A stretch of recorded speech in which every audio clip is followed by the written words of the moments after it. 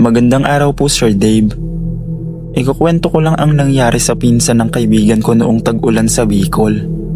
Hanggang ngayon, kahit ilang taon na ang lumipas, sa tuwing naaalala ko ang detalye ng kwento niya, nanlalamig pa rin ako. Sabi niya, nagsimula ang lahat noong kinailangan niyang umuwi sa bayan nila sa may paahan ng bulkan para dalawin ang lola niya. Hapon na siya nakarating at makulimlim ang langit. Paliko na siya sa kalsadang papunta sa baryo nila at doon niya unang napansin na kakaiba ang paligid. Walang dumadaan na motor, walang bata sa gilid ng kalsada, kahit aso, wala. Tahimik at parang walang nakatira. Habang naglalakad siya, napansin niya ang makapal na hamog na unti-unting bumababa mula sa mga puno. Para bang gumagapang ito sa lupa at kumakalat. May dala siyang bag at flashlight, pero hindi niya ito binuksan dahil maaga pa naman at may liwanag pa. Habang papalapit siya sa lumang tulay, napansin niya ang mga dahong basa na parang may mga yapak ng paa. Hindi yapak ng bata, hindi rin pangkaraniwang paa. Malaki. Habang mas dinadagdagan niya ang tingin niya doon, mas lalo siyang kinakabahan. Kasi yung mga bakas, hindi pa tuyo, parang bagong-bago, at hindi pa humihinto ang mga patak ng tubig mula sa mga gilid nito. Pagdating niya sa tulay, napansin niyang makapalang dilim sa ilalim nito, parang hindi tugma sa oras.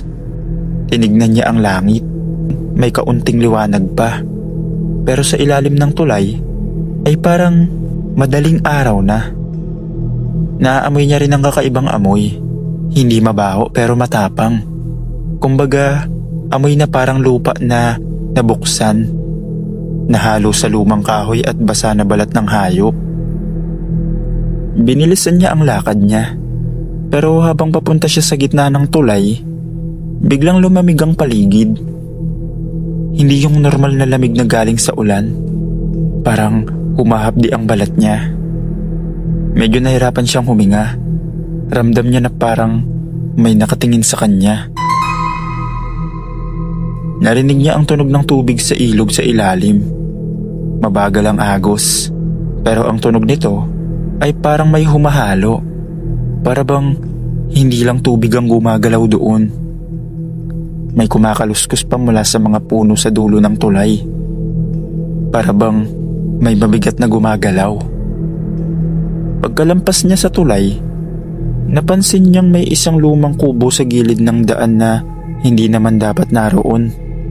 Hindi niya yun natatandaan at mas lalo siyang kinabahan dahil ang bintana nito ay nakabukas ng bahagya at mula sa loob ay may tila kaunting anino na gumagalaw. Hindi tao ang kilos, dumudulas lang sa sahig. Pinilit niyang huwag tignan at naglakad ng mas mabilis. Pero habang lumalayo siya, mas nararamdaman niya na parang sumusunod ang tingin ng kung ano man ang nasa loob ng kubo. Hindi niya marinig ang kahit anong yapak, pero ramdam niya ang bigat ng presensya nito. Pagdating niya sa mismong dulo ng kalsada, malapit sa mismong bahay ng lola niya, napansin niyang sumisikip ang dibdib niya. Hindi dahil sa pagod sa paglalakad, kundi dahil sa pakiramdam na parang may pumupuno sa hangin. Parang may nakatambay na delikadong bagay sa paligid. At habang papalapit siya sa bakuran ng lola niya, biglang may pumatak na malaking talsik ng tubig sa lupa sa harap niya kahit wala namang ulan. Pero hindi yun patak ng ulan. Yun ay isang unang palatandaan. Hindi niya alam na sa gabing yun, may susunod pa palang mas malala.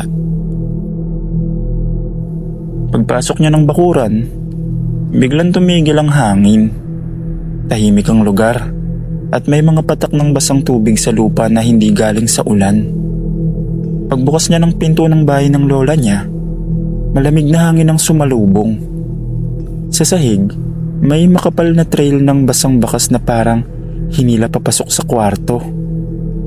Habang sinusundan niya ito, mas lalong lumalakas ang amoy ng nabubulok na lupa. Paglapit niya sa pintuan ng kwarto, biglang umalog ang sahig.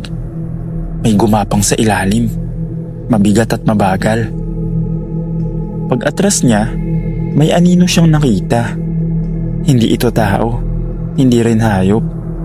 Gumagalaw ito na parang pilipit at madikit.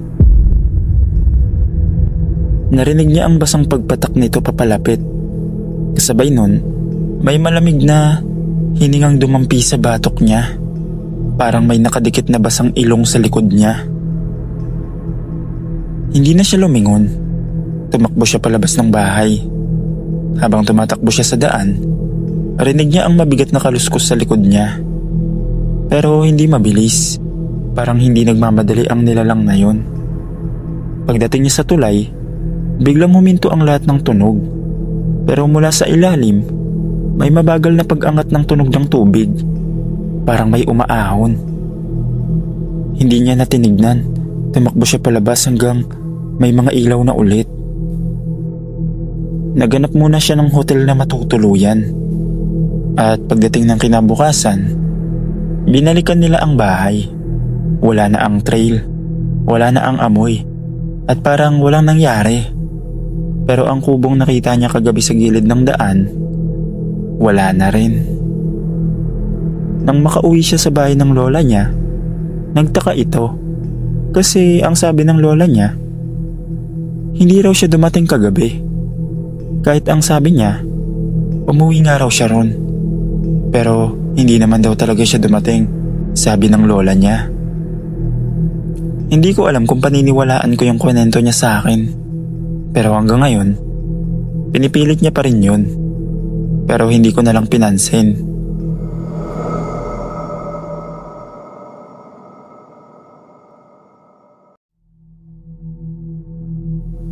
Tawagin niyo na lang po akong Clark.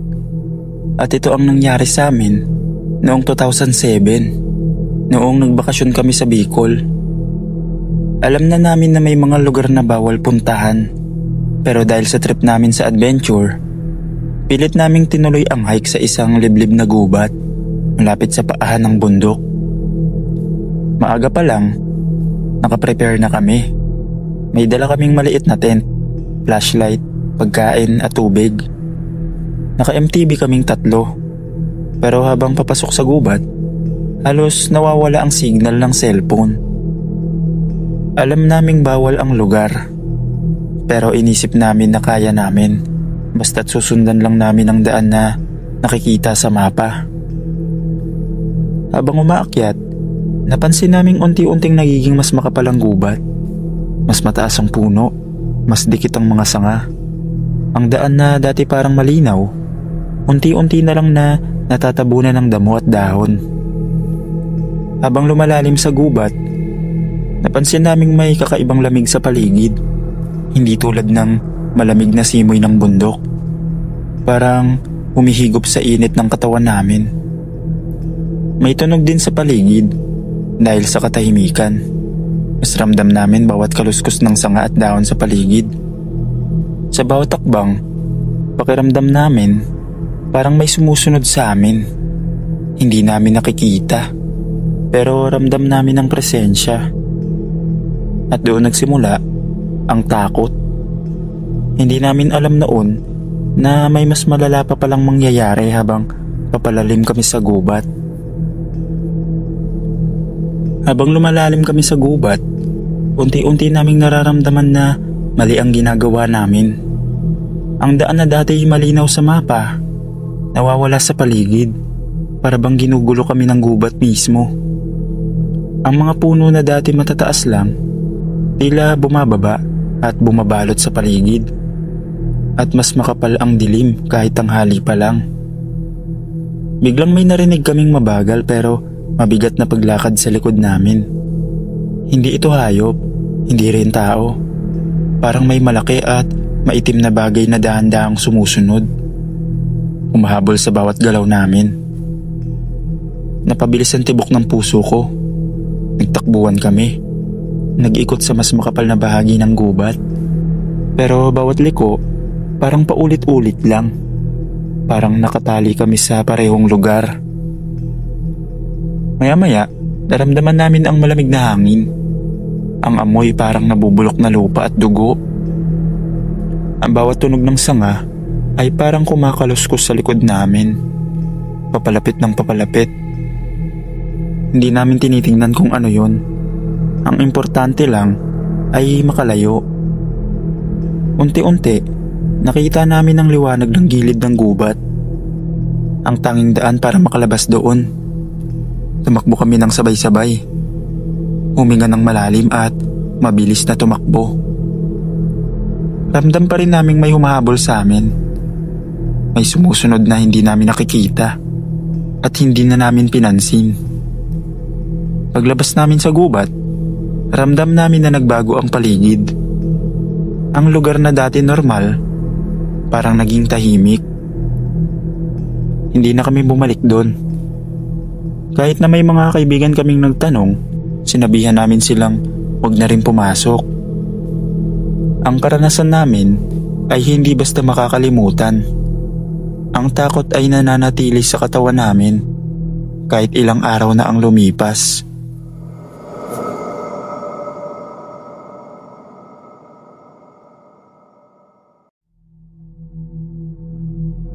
Nagbakasyon ako sa Bicol noong tag-init para lang mag-relax at mag-enjoy sa dagat. Maganda ang panahon, malinaw ang tubig at ramdam mo ang preskong simoy ng hangin habang nakatayo sa baybayin. Wala akong ine-expect na kakaiba, basta ang balak ko lang ay mag-swimming at mag-enjoy sa bakasyon. Habang naglalakad ako sa mabuhanging dalampasigan, napansin kong mas tahimik ang paligid kaysa karaniwan. Walang masyadong tao at ang tunog ng alon ay parang lumalakas at umahaplos sa tenga. Nakita ko ang malalim na bahagi ng dagat na tila may kakaibang liwanag sa ilalim ng tubig. Parang naglalaro ang araw sa ibabaw. Biglang may lumitaw sa tubig. Sa una, akala ko bato lang o malaking isda. Pero habang mas lumalapit ako, nakakita ako ng isang nilalang. Isang sirena. Ang katawan niya ay malatao sa itaas, ngunit may buntot na makintab at kumikislap sa ilalim ng tubig. Ang buhok niya ay mahaba, tila umaagos kasama ng alon, at ang mata niya ay nakatingin sa akin. Parang may mensahe ang kanyang titig, pero hindi ko maintindihan. Huminto ako sa paghinga. Hindi ko alam kung lalapit ba ako o aalis na. Biglang ngumiti siya sa akin. Ngunit sa sandaling yun, parang may lumundag sa ibabaw ng tubig. Isang malakas na alon at nawala siya. Agad akong bumalik sa resort at kunento ang nakita ko. Pero ang mga kasama ko, hindi naniniwala. Sabi nila, baka imahinasyon lang o epekto ng liwanag ng araw at alon. Sinabi ko sa sarili ko na baka ganun nga, pero sa loob-loob ko, alam kong may nakita ako. Kinabukasan, umulit akong pumunta sa parehong lugar, pero wala na. Ang tubig, malinaw at tahimik lang. Walang kahit anong kakaibang liwanag sa ilalim, at wala na ring bakas ng sirena. Ramdam ko ang kakaibang lamig sa hangin. Parang may nakamasid pa rin. Pero hanggang ngayon, tuwing naiisip ko ang karanasang yun, kinikilabutan pa rin ako.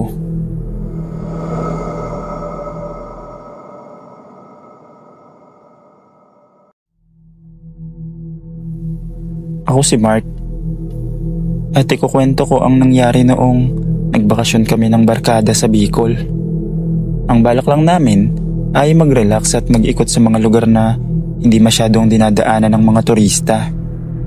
Nag-arkila kami ng MTB, yung tricycle na modified, para mas makapasok sa mga liblib na daan.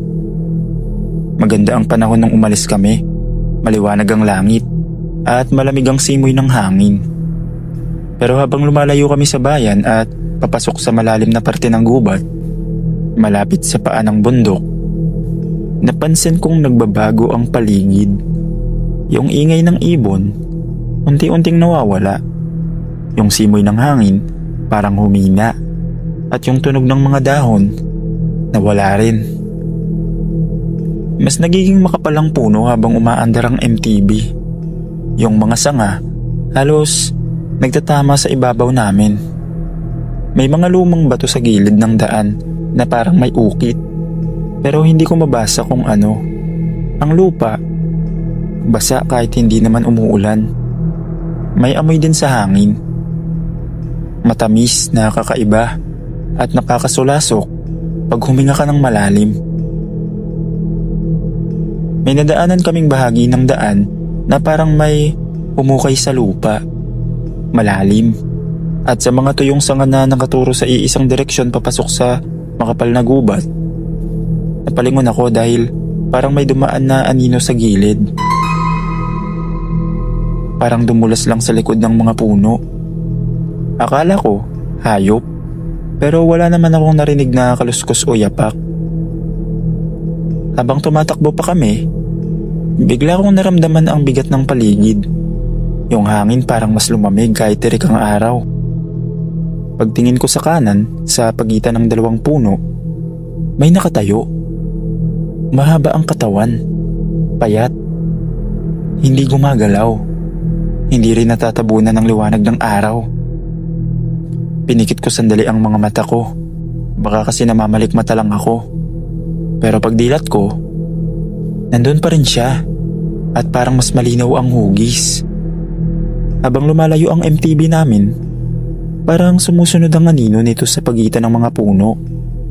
Hindi naglalakad, basta gumagalaw lang siya at dumudulas. Parang hinihila ng hangin. Nanginig ang kamay ko. Hindi ko masabi sa barkada, pero ramdam kong hindi yun normal na nilalang.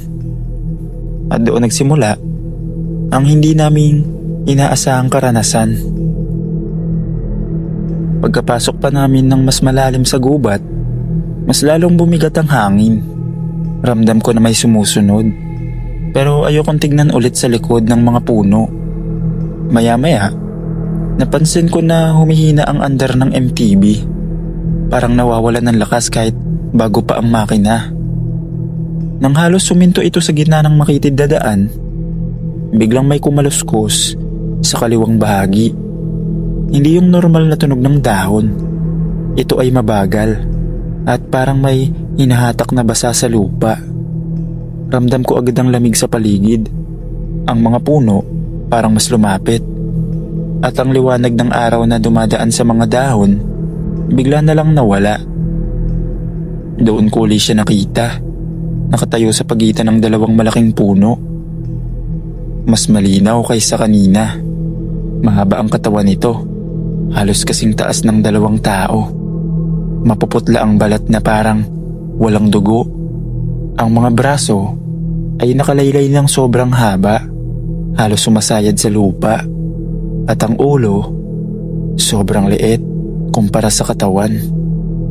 At nakatagilid siya na parang nakikinig sa tibok ng paligid. Hindi ito gumagalaw, pero ramdam ko na nakatingin yun sa amin kahit wala akong makita na mata. Yung hangin biglang dumaan sa likod, parang may malaki at malamig na dumaan sa likod namin. Ang saig ng gubat sa tabi ay unti-unting nababasa kahit walang ulan.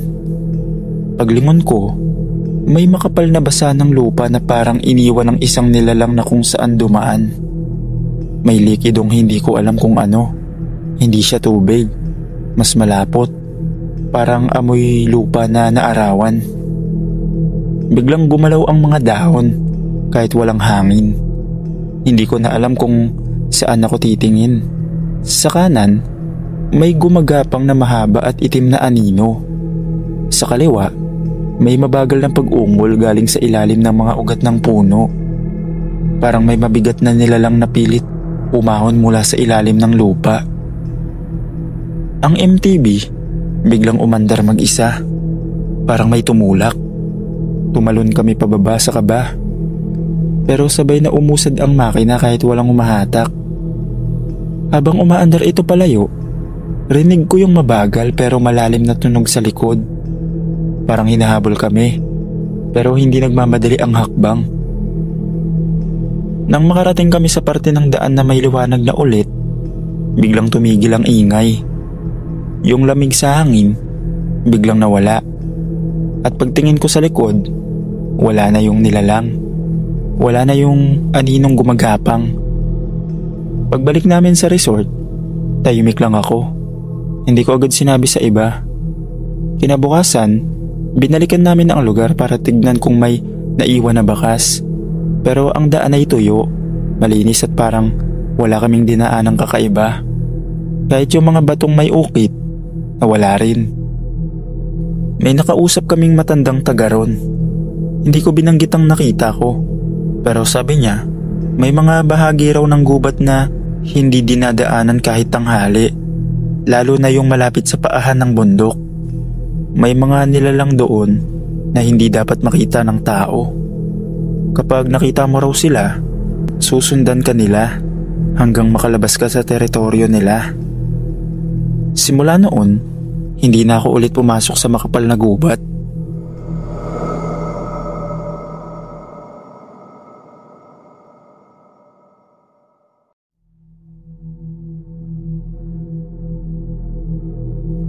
Ako si Luigi at ikukwento ko sa inyo ang nangyari sa biyahe namin papuntang Bicol noong isang gabi.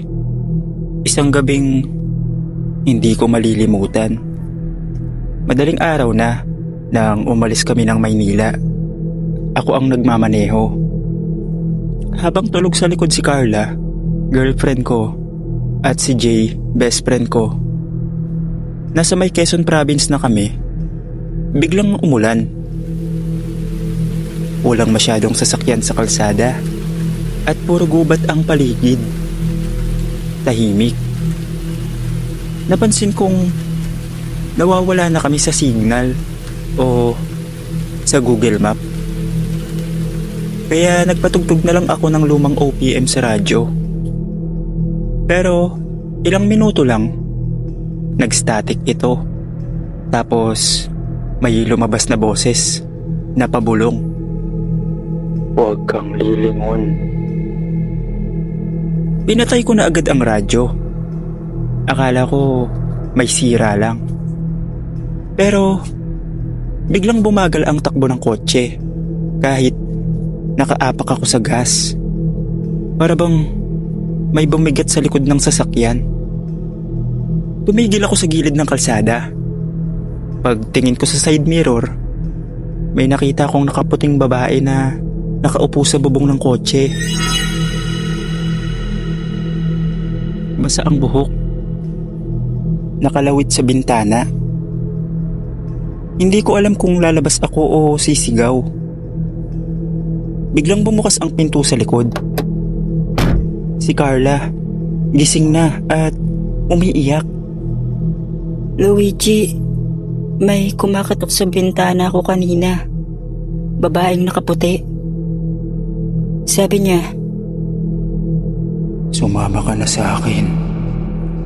Pinaharurot ko agad ang kotse. Hindi ko na inintindi kung may checkpoint o kung saan kami dadaan. Basta makalayo lang kami sa lugar na yon. Pagdating namin sa unang gasolinahan, huminto kami. Lumapit ang attendant. Boss, saan ba kayo galing? Tanong niya. Dumaan kami sa may daan na puro puno. Tapos may abandonadong waiting shed na may kandila. Bigla siyang natigilan. Sir, sarado na yung daan na yun, matagal na. Simula nang may nawalang pamilya na huling nakita riyan.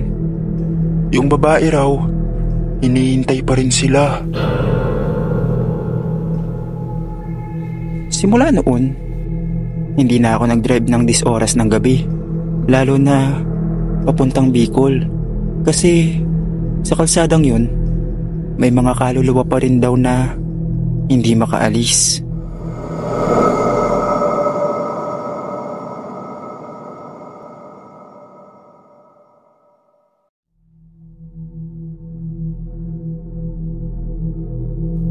Ako nga po pala, si Maris, taga Laguna.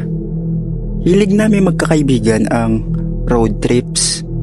Kaya noong isang Holy Week, nagplano kaming mag Bicol Road Adventure.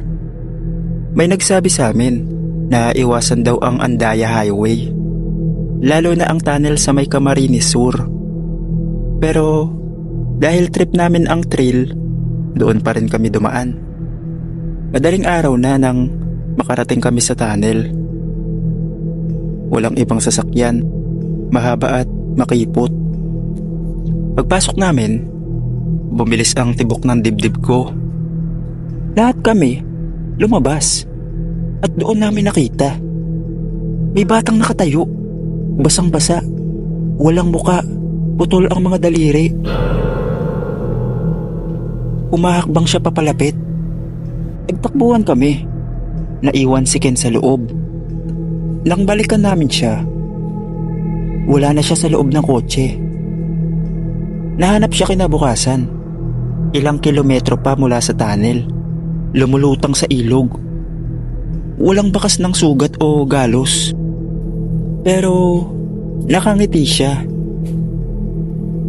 Simula noon, may pamahiin na kaming sinusunod. Bawal dumaan sa Andaya Tunnel kapag 12:00 ng gabi.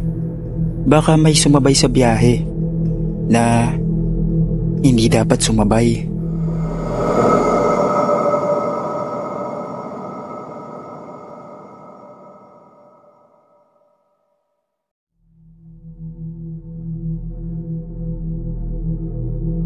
Ako si Rudy, delivery rider mula sa Tabaco, Albay.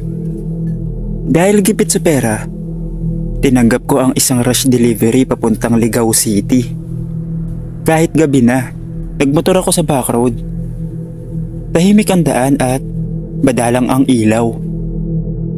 Mga bandang 10:00, biglang pumutok ang gulong ng motor ko.